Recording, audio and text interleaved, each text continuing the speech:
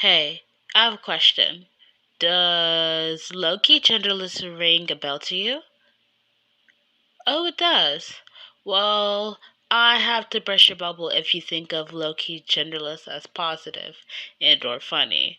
Because they're not. They're an entire clown. I need something to discuss, and that thing is Loki genderless. Of course, they have been labeled as controversial because they have done the following things.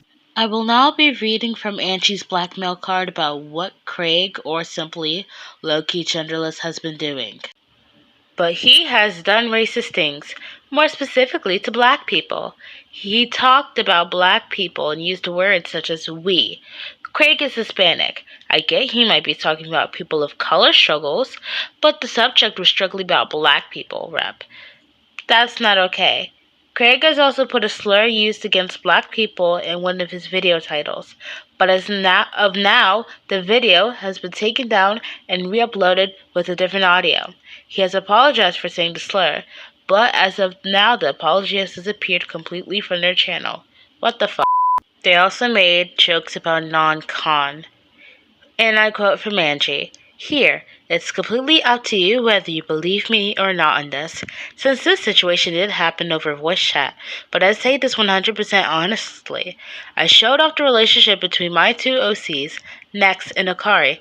Akari is owned by my boyfriend, and Craig began to express their love and attraction towards Akari, going as far as saying he would have intercourse with her while he watches in horror despite I, the owner of Nex, and knowing Akari well, have stated multiple times that 1. Akari would not consent to this. Craig said that she would for him. And 2. Nex wouldn't like it at all. Craig even went as far to say that he'd shit on Nex because he loved Akari so much. And when I told X that Nex would not like for him to do that, Craig said, and I quote, "Who said I gave him consent? It is absolutely vile that a joke like that was made. Jokingly or not, X could have worded that a million different ways, yet chose to word it like that. Disgusting." Craig has told me I was a horrible partner to my boyfriend as I was venting about my jealousy issues. Not once, but twice. The second time it happened, I quickly changed the subject, not wanting to hear anything else more. But the first time, whilst I was venting, Craig starts to criticize how I am in the relationship.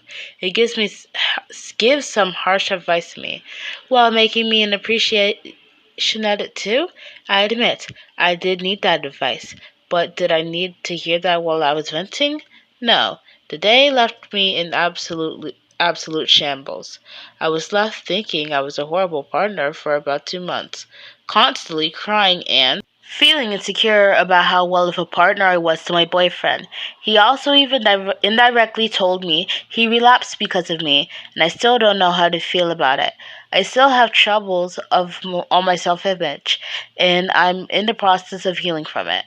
Then comes the main drama. What bothers me most is that X thinks their literal fan base on me, saying to give me criticism.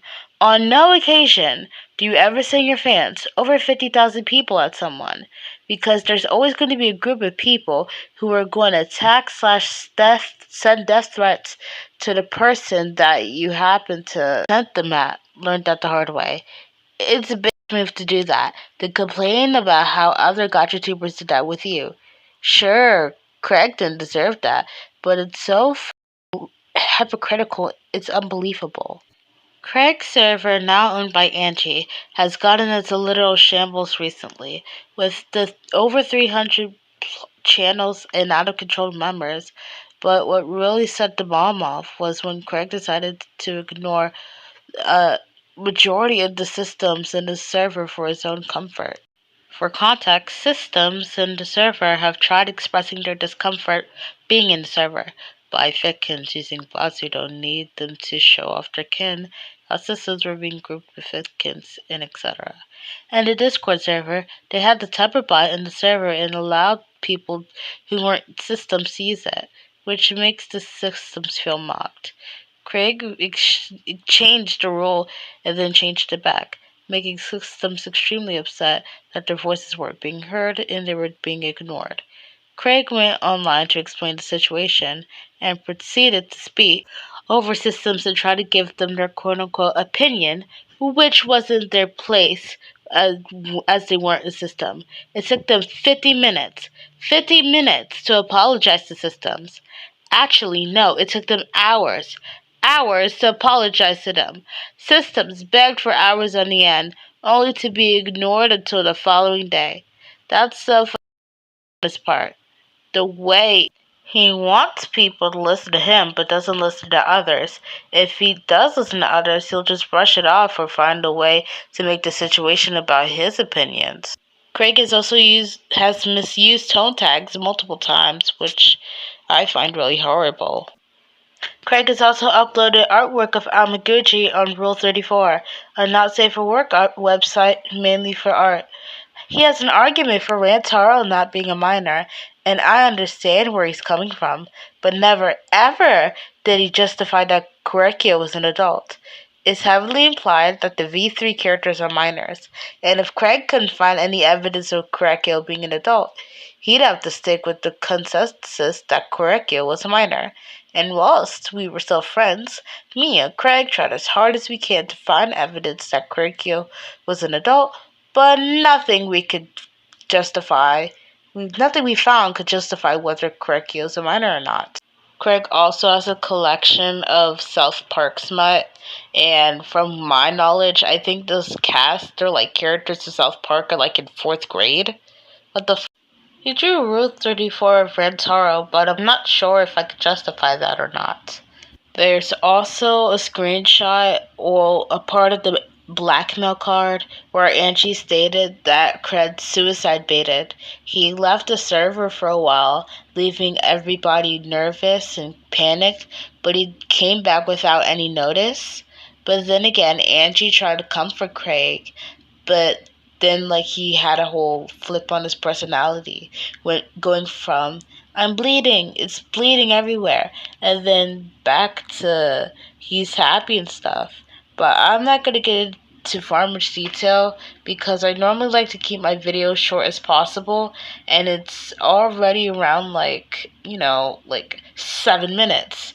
But I actually find that really interesting. But thank you for watching the video, extras. I personally love all you guys, and again, thank you for letting me hit 100 subscribers. That's actually a really nice milestone.